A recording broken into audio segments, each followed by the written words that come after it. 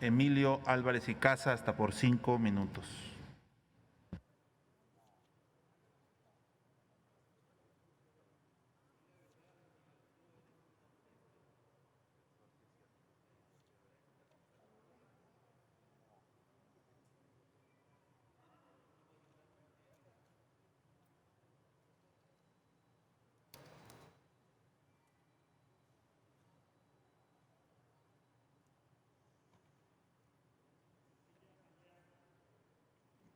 Distinguida Asamblea, buenas tardes.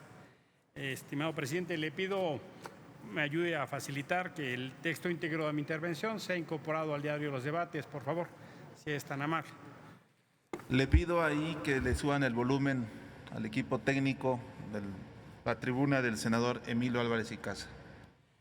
Vivimos una crisis económica sin precedentes y más vale que lo reconozcamos así, porque no entender dónde se está parado va a ser más grande el problema y van a ser peores las consecuencias. Y esta crisis económica no es por solo el coronavirus. Veníamos ya del primer año del actual gobierno con crecimiento cero. En realidad no habíamos crecido. Esta pandemia nos toma entonces en el peor momento, en un momento de crecimiento económico y donde se empiezan a pagar las consecuencias de las malas decisiones económicas y de las malas decisiones fiscales.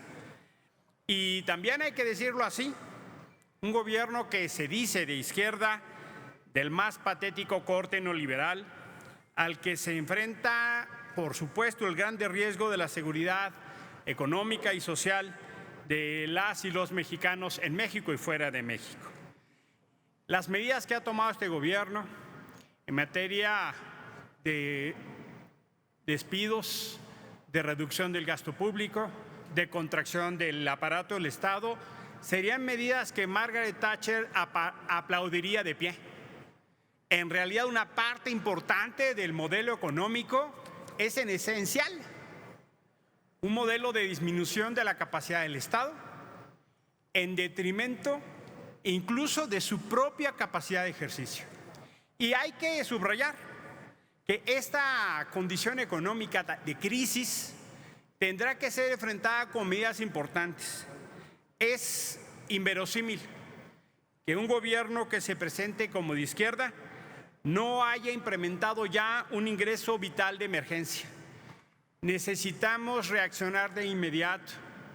Si no se quiere el ingreso básico universal, tendríamos que enfrentar, implementar y desarrollar un ingreso vital de emergencia para que las personas que han perdido su empleo tengan condición para sobrevivir.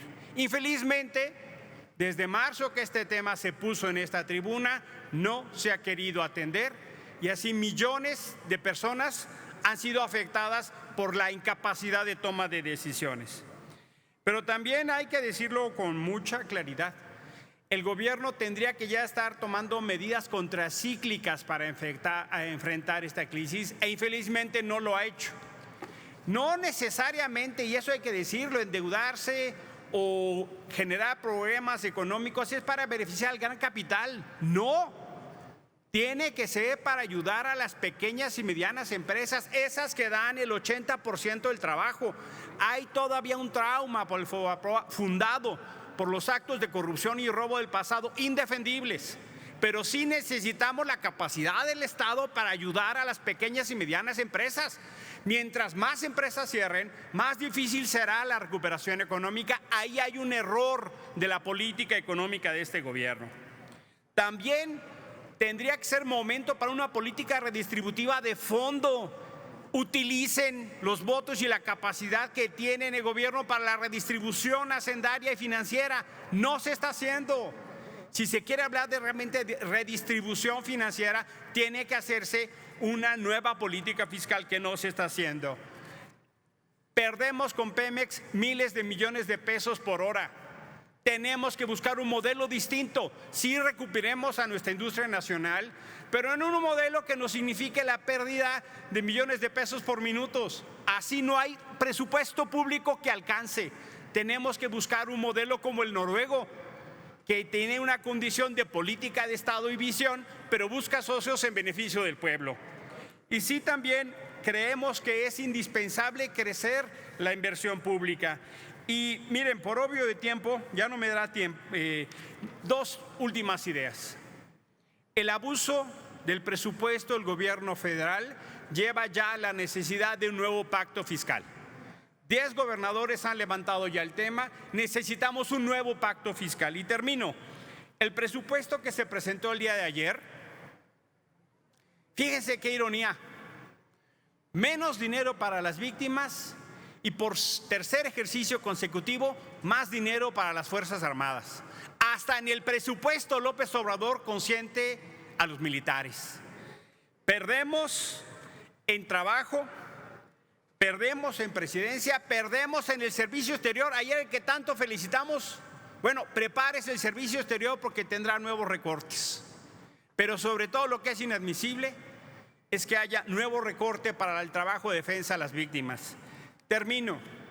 Necesitamos un acuerdo económico de Estado y no una narrativa vacía de unos contra otros. El crecimiento económico que este país necesita tendrá y necesita la suma de todos los actores.